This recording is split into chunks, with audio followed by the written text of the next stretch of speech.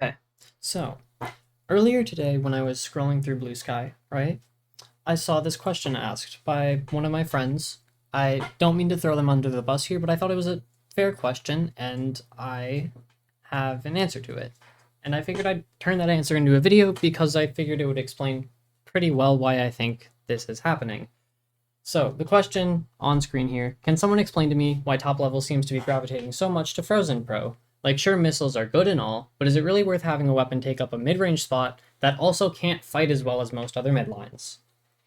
And so, I think, viewing it from that perspective, I can see why they would think that. Because Pro does not have the AoE pressure that most other popular mid lines have. It doesn't have the straight killing power, although it can kill pretty quickly. However, what this person asked, what Steora asked here is why they would take up a mid-range spot.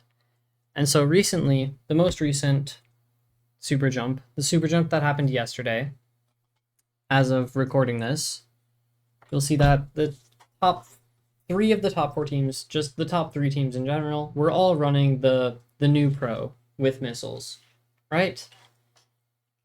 However, you may notice that the team that ended up winning the event, PXG, didn't replace a midline with it and instead replaced the support shooter. And I believe that will be commonplace for most pro comps. If you're running the Missile Pro, you'll probably replace it with the support shooter. And it's also part of the reason why I think Splash is going to fall off a bit in the future, just due to certain buffs to counters to Splash or counters to Crab taking more damage from other specials. And also because this comp right here is really strong. They basically swept through almost the whole tournament. They did sweep through like the whole tournament. 3-0 grand finals as well. Very, very strong comp. And so, as this person was asking, is it really worth having a weapon take up a mid-range spot? Here, you just don't take up the mid-range spot and use it as like the support shooter slot. And I think that's going to be the best option on if you want to run pro, run it as the support shooter with 2 other mid lines that paint well enough. As long as it's not Squeezer, you'll probably be fine. Most mid lines most of the popular mid lanes right now are able to paint a good bit, except like Squeezer, which isn't too popular, and Range Blaster, which also isn't too popular right now. And so as long as you're not playing it with one of those, you should be fine. Slosher paints a good bit. It has strikes. S-Blast has burst and booyah. And then Pen, which is basically a staple in the meta, is able to paint the floor pretty well as well. And so you have enough paint for your 2 mid lines, and S-Blast can paint for itself a bit with Burst Bomb. Slosher has decent paint as well. And then you have the Forge, or not the Forge, the Pro with missiles taking up the support shooter slot. And although it doesn't paint as well as most of the other shooters, it fights a lot better than all of them. And it is still missiles at the end of the day. You are still getting missiles with this weapon. And missiles, we haven't seen them in the meta for a while, but they are still strong. And so I have some replay codes from Gray, one of the PXG players, thank you Gray, that we're going to look at right here. And so, reason we're looking at these is because I think it helps explain why having the Pro as the support shooter is so strong. So anyways, let's get into this. So the first clip we're going to look at right here this is one of the grand finals matches. We're going to look at this from Goss's perspective, person on the Pro, right? The missiles trade out, and Goss goes in with the missiles, right? And the thing you can see here is this weapon can still fight fairly well.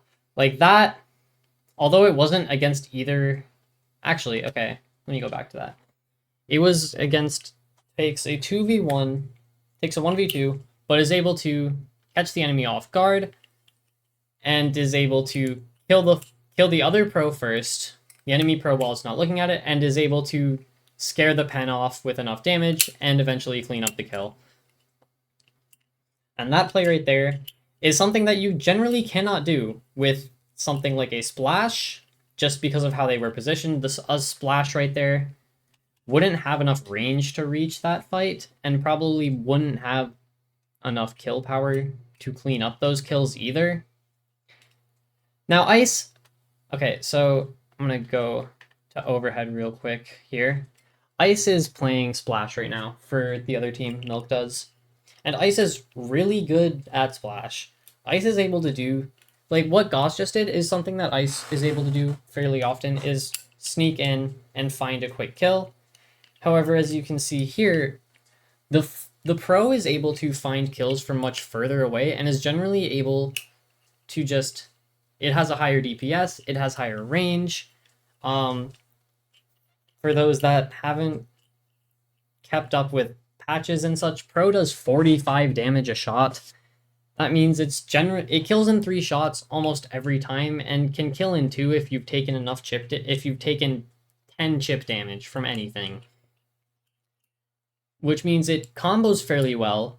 Just one shot from a pro will combo well with basically all the other mid lines that are popular right now, which is really good, having a fighting pair, and pro just being a shooter, which means it's mobile, it's fast, it can move around the map fairly quickly and paint for itself and its other mid lines, helps a lot. Just being more mobile, able to take fights more on your terms generally.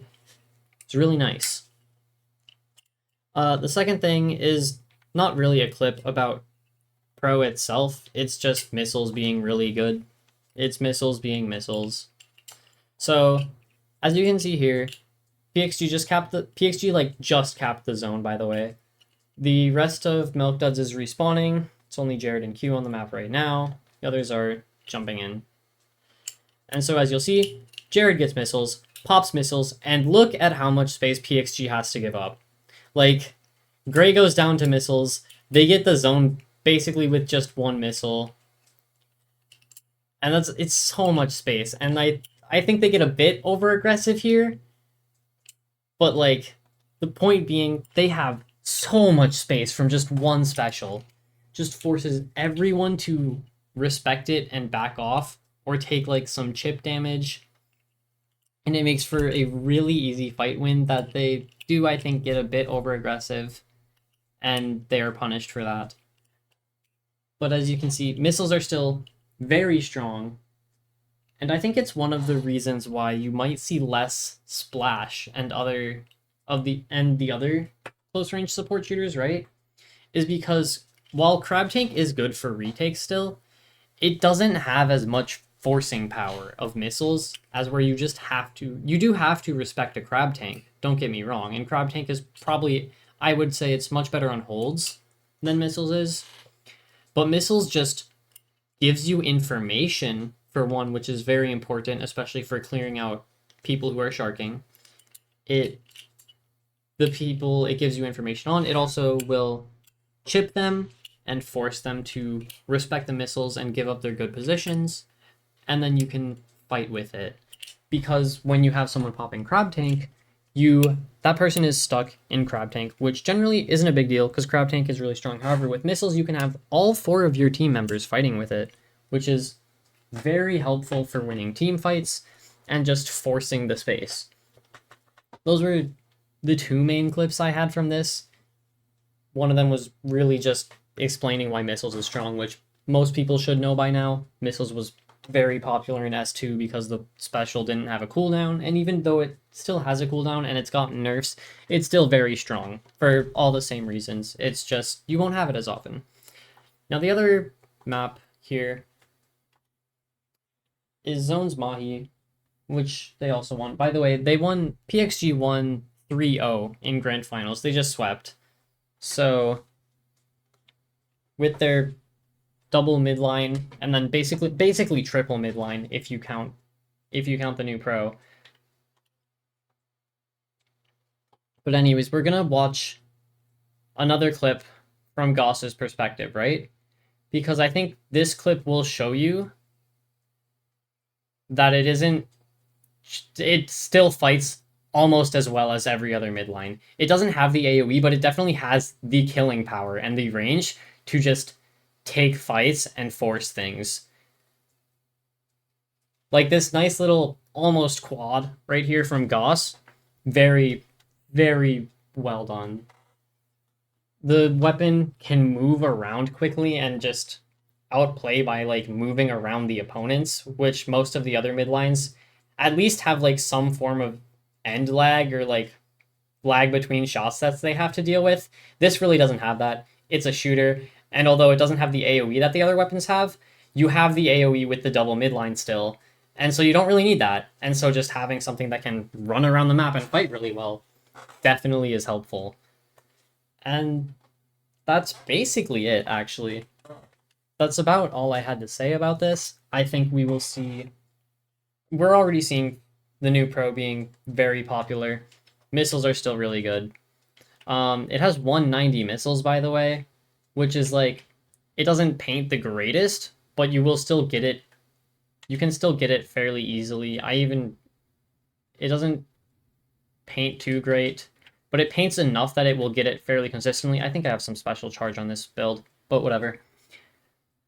You will generally, you'll have some special charge anyways, because it's just useful. Missiles is a good special. You're going to want to have missiles up when you need it.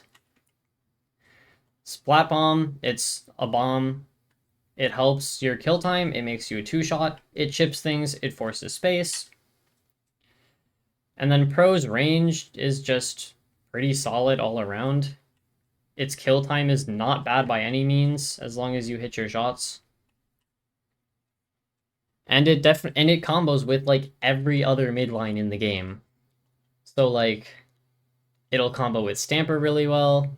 It'll combo with blasters. It'll combo with Slosher. It combos with like everything. It combos off of pen shots, I believe. I believe a single pen shot will combo with it as well.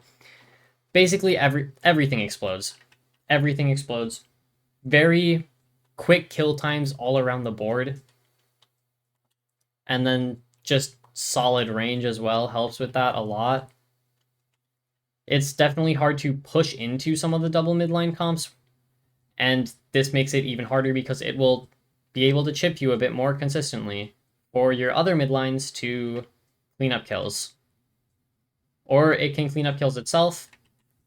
It is very good at forcing. If it takes a fight, it will be able to win it a lot of the time. It outkills some of the other midlines. It has a faster kill time than some other midlines. If not, it's just trading them, which is also fine.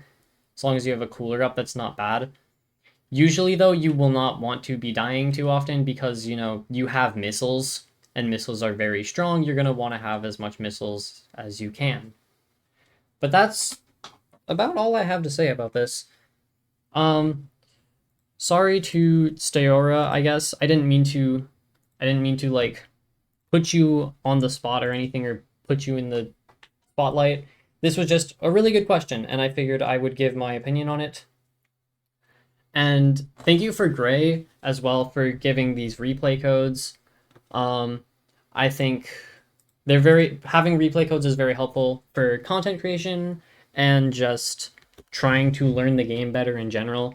Being able to watch a replay gives you a better understanding of what's happening just all around the map as well, compared to watching like a single player point of view. Although you can generally get a good sense, but just having the full picture from every angle is definitely very helpful.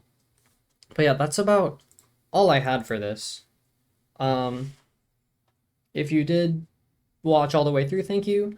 I might do more of this style of video in the future, where I just kind of explain my opinions or views on things. I think this question specifically was like, I feel like I can answer this fairly well. But yeah, main points, main takeaways. Missiles is really good, and you don't need to take up a mid-range spot with it. You don't need to sub out a midliner compared to like these two other teams. They use this as a midliner. I don't think you need to do that. I think you use this as your main support shooter and just have generally enough paint with the other two midlines you have running with it. You should be fine. And PXG played around that really well. And I think especially the fact that this thing fights a lot better than any other support shooters is also very helpful, because you are going to be taking fights a lot. Cooler will generally help you take fights more. It makes you stronger, better at taking straight up fights. And then you can also take a lot more fights with missiles on the field, because the opponent's going to be distracted with missiles. They're going to be chipped from missiles, and you can take the space and fight with it, and it's going to be really strong either way. I think even if you do have a support shooter, it's still strong. I just think it is strongest with two other mid lines. And like, as I said earlier, this comp has so many damage combos. Pen will combo with a hit from everything. Everything basically combos with a hit from everything on here, right? Pen and Pro combo together. Pro combos with both of these. But generally just overall, really strong comp. Lots of strong specials. Two splat bombs and a burst bomb is strong. Pencil is still pencil. But yeah, thank you guys for watching. I'll see you next time. Thank you.